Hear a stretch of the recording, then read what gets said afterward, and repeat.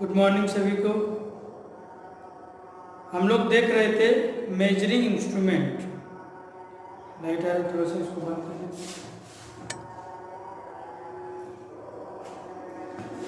क्या देख रहे थे हम लोग? मेजरिंग इंस्ट्रूमेंट के बारे में देख रहे थे। मेजरिंग इंस्ट्रूमेंट के बारे में हम लोगों ने पढ़ लिया था कि पॉइंटर किसको कहते हैं, स्पेंडल किसको कहते हैं, ठीक है, ज्वेल बेरिंग कहाँ लगा होता है, पैमाना किसको बोलते हैं, ये सभी हम लोग देख लिए थे। अब हम लोग समझेंगे जो मापक यंत्र परिचालन होता है वह 3 प्रकार के टॉर्क होते हैं। टॉर्क क्या होते हैं? टॉर्क हम लोग उसको बोलते हैं, टॉर्क हम लोग उसको बोलते हैं कि जिससे कोई वस्तु घूमने का प्रयास करता है, घुमाने या घूमने का प्रयास करता हो, उसमें जो बल लगता है उसी को टॉर्क के नाम से हम लोग जानते हैं। जैसे कोई ये चीज है, ये मीटर है, ठीक है, ये पैमाना हो गया,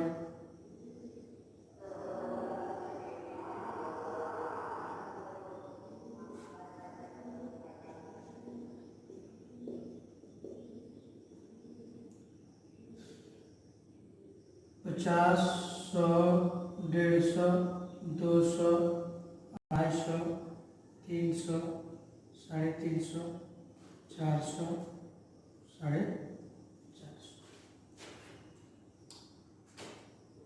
ये पैमाना हो गया। और ये जो कांटा है, मतलब जो पॉइंटर है, ठीक है, ये जो पॉइंटर है इसको घुमाने के लिए जो बल लगता है, इधर एक बल लगेगा, ठीक है, और जब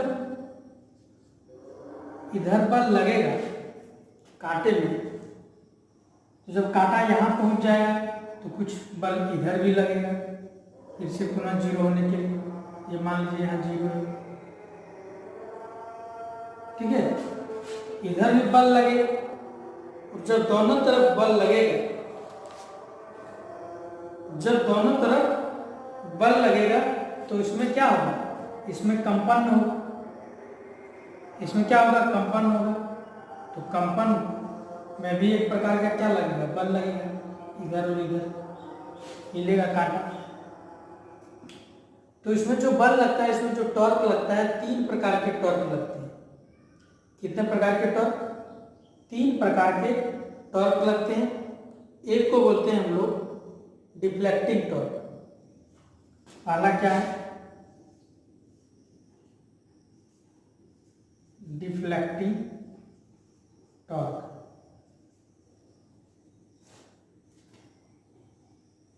दूसरा, ये तो डिफ्लेक्ट कर गया इधर, फिर उसको इधर लाएगा, यानी कि कंट्रोल करेगा, तो एक इधर भी टॉर्क लगेगा जिसको हम लोग कंट्रोलिंग टॉर्क बोलेंगे।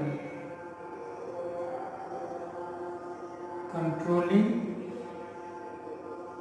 Torque, controlling torque. और जो कंपन होता है उसको दूर करने के लिए, मान लीजिए यहाँ है, अब कांटा कंपन करके ऐसे ऐसे कर रहा है, तो हम लोग क्या मापेंगे? मापने में प्रॉब्लम होगी, तो इसको कंपन को दूर करने के लिए इसमें जो टॉर्क लगता है तीसरा प्रकार का, जिसको हम लोग डैम्पिंग टॉर्क बोलते हैं।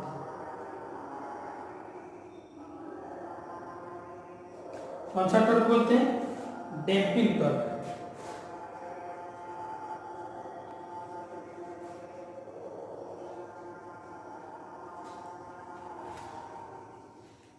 इसको विक्षेपण टॉर्क बोलते हैं। विक्षेपण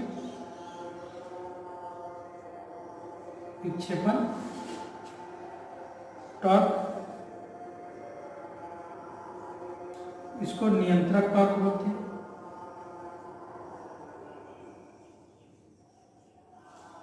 और इसको अवमंदन टॉर्क बोलते हैं।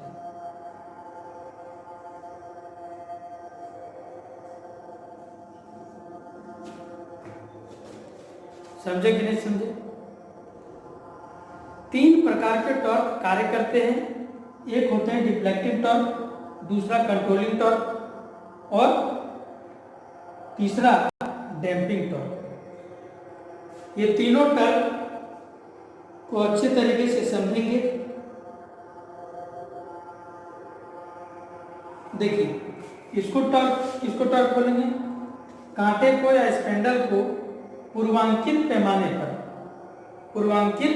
पैमाने पर ले जाने के लिए जो टॉर्क लगता है उसी को डिफ्लेक्टिव टॉर्क कहते हैं।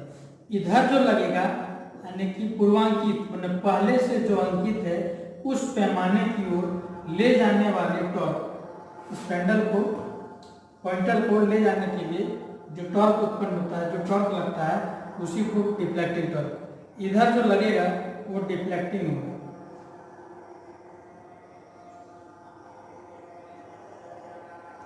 और इधर इसको कंट्रोल जो करेगा, मान लीजिए इधर चला गया, फिर से तो इधर आना है, इसको नहीं आएगा, कांटा इधर रह जाएगा, फिर नापेंगे तो इधर चला जाएगा। तो इसको कंट्रोल करने के लिए यहाँ एक स्प्रिंग लगा रहता है जिसको इधर ले आता है, तो इसको हम लोग बोलते हैं कंट्रोलिंग टॉर्क। ठीक है। और इस कंपन को जो हिलने डुलने से बताता है उसको हम लोग डैम्पिंग टॉर्क बोलते हैं। समझे कि नहीं समझे? ये जो कांटा है ये स्पेंडल है, ठीक है। जो सूचक है उसको पूर्वांकित पैमाने पर ले जाने के लिए जो टॉर्क कार्य करता है उसको हम लोग डिफ्लेक्टिव टॉर्क बोलते हैं। और कांटे को पुनः जीरो तक लाने के लिए जो टॉर्क प्रयोग होता है उसको कंट्रोलिंग टॉर्क करते हैं। और इन्हीं दोनों टॉर्क के कारण उत्पन्न होने वाले वाइब्रेशन को, उत्पन्न होने वाले कंपन को जो खत्म करता है, जो समाप्त करता है, उस टॉर्क को हम लोग डैम्पिंग टॉर्क के नाम से जानते हैं। तो मापक यंत्र में कितने प्रकार के टॉर्क लगते हैं? 3 प्रकार के, डैम्पिंग, डिफ्लेक्टिंग और कंट्रोलिंग। डिफ्लेक्टिंग, कंट्रोलिंग और डैम्पिंग, ये 3 प्रकार के टॉर्क लगते हैं। आप इसे याद रखिए।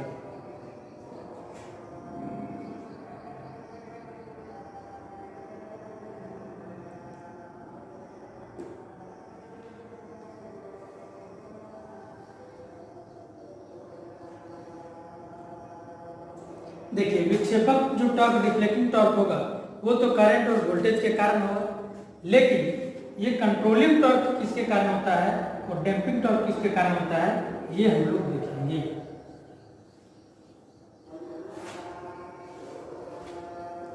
ये जो कंट्रोलिंग टॉर्क है, कंट्रोलिंग टॉर्क हम लोग 2 तरीके से कर सकते हैं। ये तो स्प्रिंग लगा के कर सकते हैं, इसके उल्टे में हम लोग क्या करेंगे, स्प्रिंग लगा देंगे। जैसे ही कांटा इधर जाएगा, जब काम खत्म हो जाएगा, जब नाप लेंगे हम लोग, तो फिर ये स्प्रिंग इसको खींच के क्या करेगा, जीरो पर ला देगा। तो इसको स्प्रिंग नियंत्रण प्रणाली बोलते हैं। पहला जो होगा spring control method, spring control method. पहला तो हम लोग स्प्रिंग कंट्रोल मेथड से कर सकते हैं, और दूसरा गुरुत्वीय, दूसरा क्या, ग्रेविटेशनल कंट्रोल।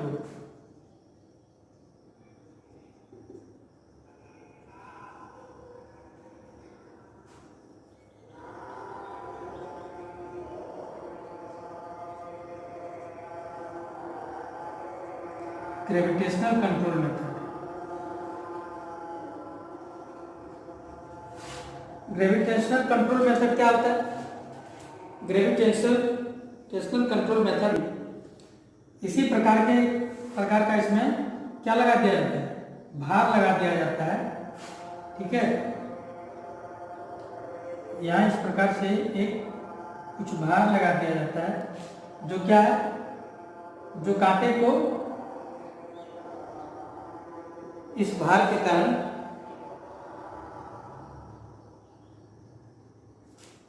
जिसको हम संतुलन भार बोलते हैं, कुछ इस प्रकार के चौड़ा सा भार लगा देते हैं, जो कांटे को क्या करता है, जो कांटे को इधर की ओर नीचे की ओर ले आता है। लेकिन इस प्रकार में यही दिक्कत है कि जब इधर यहाँ आ जाएगा तो कांटा ऐसे हो जाएगा, फिर एडजस्टर से हम इधर लाना पड़ेगा, माने ये बीचों बीच तक कार्य करेगा। जैसे ही इधर आ गया तो इधर गिर जाएगा, इधर आया तो इधर गिर जाएगा। तो ये इसमें दिक्कत है। तो दो प्रकार से कंट्रोलिंग टॉर्क हम लोग लगा सकते हैं, एक स्प्रिंग के द्वारा और एक ग्रेविटेशनल कंट्रोल यानी कि भार लगाकर। ठीक है, संतुलन भार लगा करके हम इसको कंट्रोल कर सकते हैं।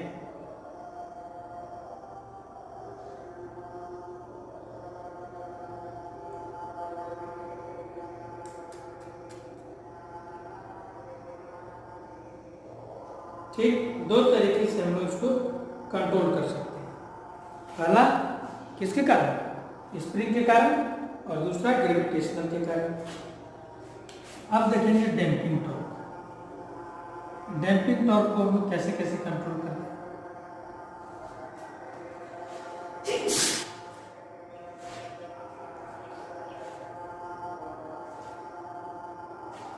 डैम्पिंग टॉर्क को वायु घर्षण द्वारा, पहला तो एयर फ्रिक्शन,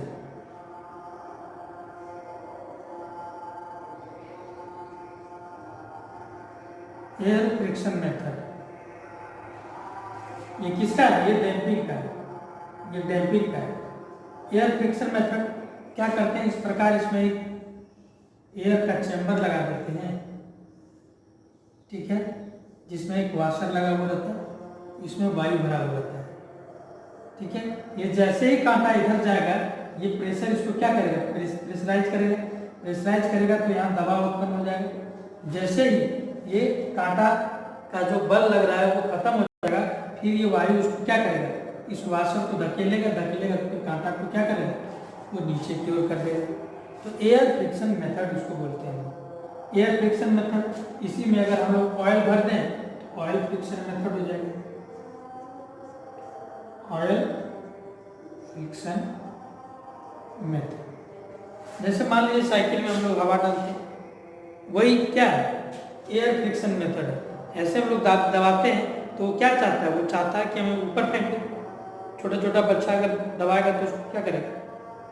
ऊपर फेंक देगा। तो वही इस कांटा में भी होता है। जैसे ही ये इधर जाता है, इसमें प्रेशराइज करता है, एयर को नीचे की ओर दबाने की कोशिश करता है, लेकिन फिर क्या होता है? जैसे ही इसका बल खत्म हो जाता है, ये इसको फिर से इधर कर देता है, फिर से एयर के द्वारा, उसमें दबाव के द्वारा उसको जो है फिर से जीरो पर ला देता है।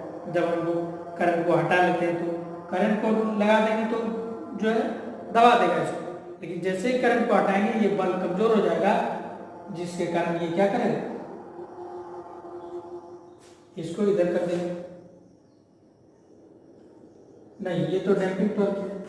डैम्पिंग टॉर्क मतलब ये हिलने डुलने से बचाएगा, ये एक शॉकर की तरह कार्य करेगा। ठीक है, ये जैसे ही इधर जाएगा, ये हिलने डुलने से बचाएगा, ये थोड़ा सा क्या करेगा? शॉकर की तरह इसको सुरक्षा करेगा, ये हिलेगा डुलेगा नहीं। इसी को एयर, और इसमें अगर ऑयल भर दें तो ऑयल फ्रिक्शन। ठीक है, ऑयल फ्रिक्शन डैम्पिंग मेथड जो होता है, oil friction damping system. Next एक होता है ईडी करंट। ईडी करंट होता है तीसरा।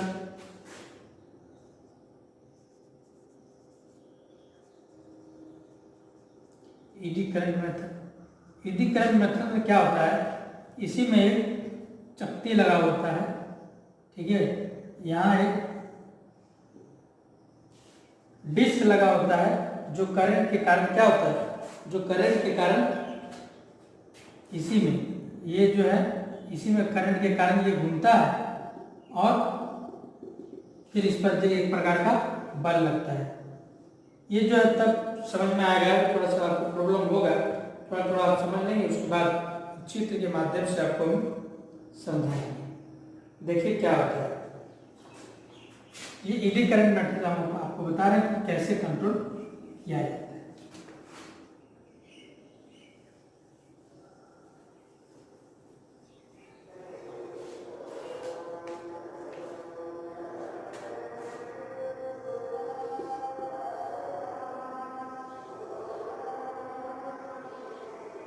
ये हो गया पॉइंटर,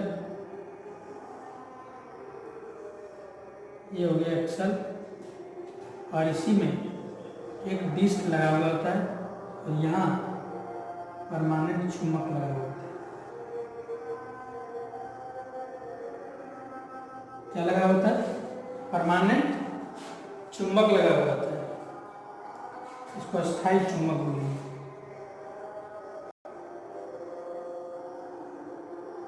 चुंबक, ये डिस्क, ठीक है, ये स्पिंडल। देखिए क्या होता है, ये एल्युमिनियम की पतली चक्ति होती है, एल्युमिनियम का होता है। किसका बना होता है ये एल्युमिनियम का बना हुआ होता है, ठीक है। अब क्या होता है, जैसे ही इसमें करंट आता है, ठीक है, ये घूमने लगता है, ये चक्ति क्या करता है, घूमने लगता है, इसी से जुड़ा रहता है स्पिंडल, ये भी घूमने लगता है। लेकिन ये जो अस्थायी मैग्नेट है, इसमें भी एक प्रकार का चुंबकत्व है, और डिस्क में भी करंट के कारण जो है एक मैग्नेटिक फील्ड बन जाता है, जो ये क्या करता है, ये इसको रोकने का कार्य करता है, ये ब्रेक की तरह कार्य करता है, ये चक्ति को घूमने से रोकने लगता है। तो एक तो घूमना चाहता है, घूमने नहीं देना चाहेगा, तो क्या होगा, इसी क्रम में डैम्पिंग को जो है वो रोक देगा, मतलब एक अस्थायी हो जाएगा, ठीक है, एक शॉकर इसमें जैसा कार्य करेगा ये भी, ठीक है। तो इसी को हम लोग कहते हैं eddy current damping system, eddy current damping system. तो क्वेश्चन इसमें पूछा क्या जाता है, देखिए क्वेश्चन इसमें पूछा जाता है कि ईडी करंट डैम्पिंग सिस्टम में किस चीज़ का प्रयोग किया जाता है। तो आपका ऑप्शन में रहेगा एल्युमिनियम का डिस्क, कांसा का डिस्क, लोहा का डिस्क, तांबा का डिस्क। तो आपको याद रखना है कि एल्युमिनियम का डिस्क लगाते हैं, बस यही क्वेश्चन पूछा जाता है, दूसरा कुछ नहीं। ईडी करंट में किस चीज़ का चक्ति का प्रयोग किया जाता है, किस चीज़ का डिस्क का प्रयोग किया जाता है, तो उसमें एल्युमिनियम का डिस्क का प्रयोग किया जाता है, बस इतना ही याद रखना है। कैसे घूमता है नहीं घूमता है, फिर आप जब आएंगे क्लास तब आपको दिखा के जब बताएंगे तब और ज़्यादा क्लियरिटी होगा कि कैसे ये डिस्क घूमता है और कैसे ये स्थायी चुंबक उसको रोकने का कार्य करता है। जैसे गाड़ी में डिस्क ब्रेक कैसे होता है, वही सेम उसी प्रकार ये कार्य करता है, ठीक है। आज इतना ही, मिलते हैं अगली क्लास में, फिर दूसरी विधि से डैम्पिंग सिस्टम को सीखेंगे, देखेंगे कैसे कैसे डैम्पिंग होता है, कंट्रोलिंग होता है और डिफ्लेक्टिंग होता है। हमारे साथ जुड़ने के लिए आप सबों को बहुत बहुत धन्यवाद।